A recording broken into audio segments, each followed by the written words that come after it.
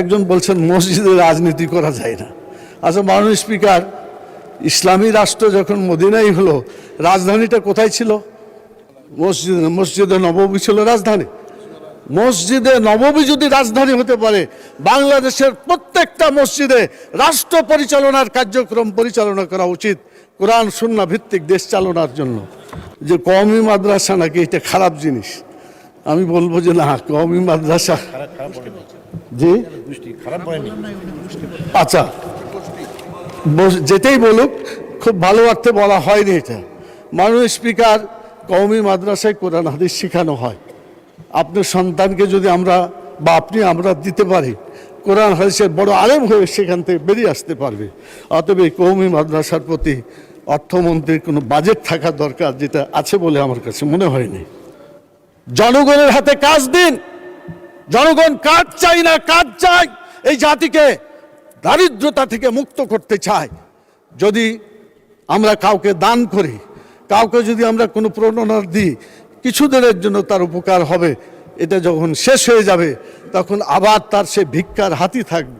কিন্তু যদি কাজ দিই তাহলে কিন্তু এই জাতি গড়ে উঠবে। মনে আছে মুহাম্মদুর রাসূলুল্লাহ সাল্লাল্লাহু আলাইহি সাল্লাম কুড়াল কিনে সেখানে নিজ হাতে তার দণ্ডটা লাগিয়ে, ডাঁটাটা লাগিয়ে কাজ করতে দেওয়ার ব্যাপারে তাকে উৎসাহিত করেছিল, এবং সেই সাহাবী তিনি ধনীতে পরিণত হয়েছিলেন। তো মদিনার ইসলামে কি সুদ আছে? মাননীয় স্পিকার, কোন এমপি বলতে পারবেন মদিনায় সুদ ছিল? মদিনার ইসলাম বলে সুদকে বন্ধ করতে হবে। মদিনার বাজেটে জাকাত ছিল, জাকাত চালু করতে হবে। এবং এই জাকাতের অনেকগুলা খাত। জাকাত থেকে ওসর আছে। এই ওসর জমির ফসল যেদিন মাড়াই করা হয় সেদিন ওই ওসরটা বের করতে হয়। মাননীয় স্পিকার, এরপরে সোনাদানা যত আছে, এছাড়া খনিজ দ্রব্য এবং আরও অনেক জিনিস আছে। মানুষের পানিশমেন্ট হলে তার কাফফারা করা হয়, সেখানেও অর্থনৈতিক বিষয় জড়িত আছে। এভাবে ইসলামের অর্থনীতি অনেক সমৃদ্ধ। যদি আমরা এই জাকাত, এই মিনিস্ট্রি একটা চালু করতে পারি, সম্ভবত ইয়েমেনে মিনিস্ট্রি অফ জাকাত এবং আওকাফ এই মিনিস্ট্রি চালু আছে। আমি দাবি করব বাংলাদেশেও একটা জাকাত মিনিস্ট্রি চালু করে বাংলাদেশের শরীয়ত ভিত্তিক জাকাত কালেকশন করা এবং সেভাবেই বন্টন করা, যেটা একটা ওলামা কমিটি দ্বারা পরিচালিত হতে পারে। মাননীয় স্পিকার, আজকে আমাদের জনগণকে কাজ দিতে হবে।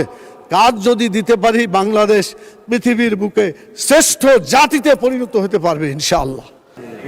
আমাদের মাননীয় প্রধানমন্ত্রী এখানে আছেন, উনি একটা সুন্দর উপহার দিবেন।